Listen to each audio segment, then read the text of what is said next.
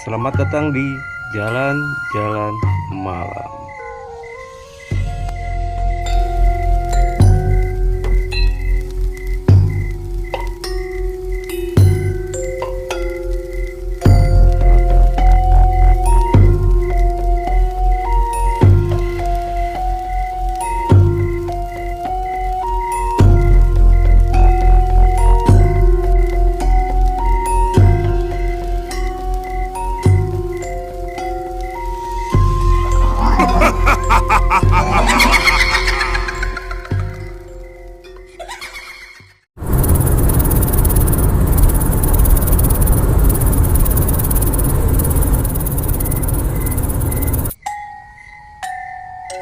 Halo, selamat malam Sobat Misteri.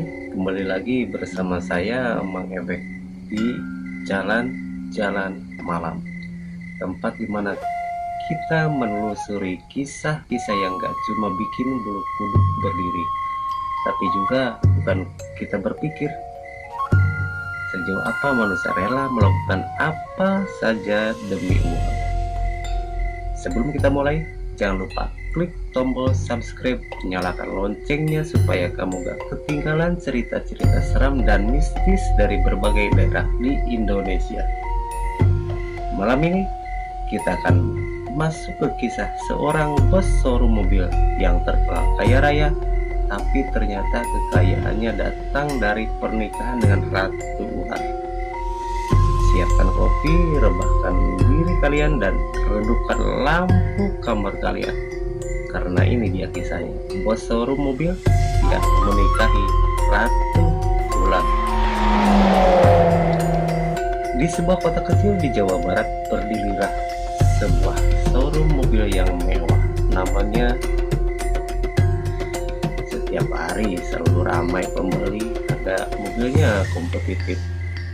Pelayanan bosnya dikenal ramah, dan si Hendra ini tampilannya rapi, wangi, selalu pakai jam tangan mahal. Mobilnya ganti tiap minggu, tapi warga sekitar mulai curiga karena bisnisnya melonjak terlalu cepat. Dulu ia cuma karyawan biasa, sekarang rumahnya seperti istana. Ada yang bilang showroom itu dibangun di atas bekas kuburan Tionghoa tua. Tapi ada juga yang bilang Hendra punya istri gaib, yaitu seekor ratu ular yang memberinya kekayaan dengan satu syarat: setiap malam Jumat Kliwon harus ada darah yang mengalir. Adalah Doni, karyawan muda yang paling dipercaya Hendra. Dia sangat mulai curiga dan sangat ketakutan karena tiap malam ia merasa penasaran. Tapi di satu malam itu rasa penasaran mengalahkan rasa takutnya. Ia melihat bosnya setiap malam Jumat selalu menutup showroom sendirian. Lampu malam dimatikan, hanya lilin kecil yang menyala di dalam. Ngapain sih bos tiap malam Jumat kayak gitu, gumam si Doni. Hingga akhirnya pada malam Jumat Kliwon itu Doni menyelinap masuk. Ia sembunyi di belakang tumpukan ban bekas. Jam waktu itu menunjukkan pukul 00.15.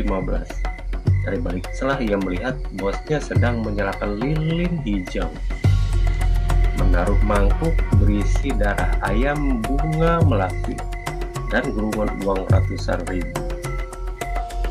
Saat itu dari kolong mobil mewah di tengah ruangan terdengar desisan panjang, yaitu di mana dari sana muncul ular besar berwarna emas, matanya merah menyala. Hendra menunduk.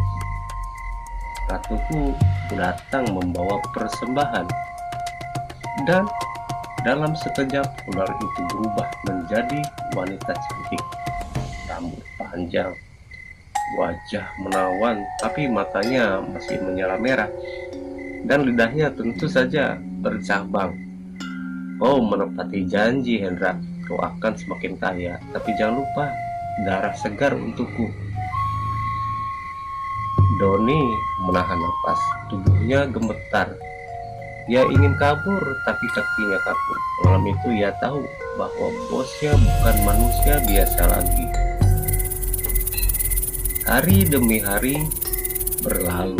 Bisnis Hendra makin sukses, mobil datang silih berganti, tanpa ada yang tahu dari mana. Tapi mulai banyak kejadian aneh. Pembeli yang baru beli mobil dari showroom itu sering mengalami kecelakaan. Ada yang bilang di dalam mobil selalu mendengar suara desisan ular. Di kursi belakang, Doni makin ketakutan, hingga suatu malam ia bermimpi wanita berambut panjang duduk di atas kap mobil, menatapnya dan berkata, "Kau sudah melihatku malam itu, Doni? Sekarang giliranmu memberi darah." Ia terbangun dengan napas terengah-engah. Di tangannya ada bekas gigitan kecil. Sejak itu, tiap malam Jumat Doni selalu terbangun pukul 00.15 dengan perasaan seperti dicekik. Ia lalu pergi menemui Ustadz Rahman, seorang ustadz tua di kampung. Setelah mendengar ceritanya, ustadz itu berkata pelan, "Kalau itu benar Ratu Ular, artinya bosmu telah menikah secara gaib. Kalau ia berhenti memberi darah, maka ratunya akan mengambil nyawanya." Dan benar saja, malam Jumat berikutnya Hendra gak datang ke showroom. Katanya sakit, tubuhnya demam tinggi, matanya memerah seperti terbakar. Doni dan beberapa karyawan datang menjenguk ke rumah sakit, tapi malam sekitar jam 11 malam terjadi hal aneh. Lampu di lorong rumah sakit mati satu persatu. Dari ujung koridor muncul wanita cantik berambut panjang, memakai gaun putih, melangkah pelan masuk ke kamar Hendra. Wajahnya seperti wanita ular yang dilihat Doni. Perawat panik, tapi pintu kamar sudah terkunci. Dan dari balik kaca, Doni melihat wanita itu membisikkan sesuatu ke telinga Hendra. Seketika tubuh Hendra mengeluh kesakitan, lidahnya menjulur lalu bercabang dua. Dokter datang, tapi wanita itu menghilang seperti asap. Hendra pastinya meninggal dengan mata melotot dan kulitnya berubah bersisik halus. Sejak malam itu, rumor Ratu Ular mulai menyebar lagi di kota itu. Setelah kematian Hendra, showroom itu ditutup.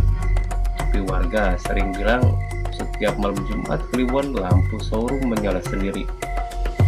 Ada suara wanita tertawa pelan dan bau melati menyengat dari arah gedung itu. Doni yang merasa bersalah akhirnya memutuskan datang ke sana bersama ustadz dan beberapa warga. Mereka bawa air doa dan kemenyan, berharap bisa menutup tempat itu selamanya. Tapi begitu mereka masuk, semua mobil di dalamnya menyala sendiri. Klakson berbunyi keras, alarm berdering serentak.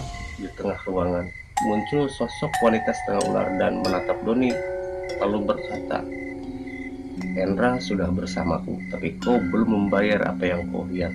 Doni berteriak, tapi tubuhnya seolah tersodot ke dalam lantai. Lilin hijau padam serentak saat ustadz dan warga sadar Doni sudah hilang. Yang tersisa hanyalah bajunya dengan sisik-sisik kecil warna emas yang menempel di lantai. Sejak malam itu, showroom itu tak pernah dibuka lagi. Plang dijual cepat, terpasang, tapi siapapun yang coba beli tanah itu selalu mimpi buruk. Dalam mimpinya muncul wanita cantik dengan mata merah berbisik lembut di telinga mereka, "Aku masih butuh darah. Siapa yang mau jadi suamiku berikutnya?" Warga sekitar sudah sepakat mereka gak akan lewat situ saat tengah malam, karena kadang dari dalam showroom itu muncul cahaya hijau berkelap dan desisan panjang. seolah ada sesuatu yang masih hidup di dalam sana. Dan itulah kisah malam ini, kisah bos showroom mobil menikahi ratu ular. Jadi ingat sahabat, kekayaan yang datang dari kegelapan pasti ada harga yang harus dibayar. Terima kasih sudah menemani saya mengebek di program Jalan-Jalan Malam. Jangan lupa subscribe, nyalakan loncengnya, dan bagikan ke teman kalian yang suka cerita mistis dan misteri dari berbagai daerah. Sampai jumpa di cerita berikutnya. Tetap waspada dan jangan sendirian kalau malam mulai berbisik. Saya mengebek, pamit dulu. Selamat malam. Salam jalan-jalan malam.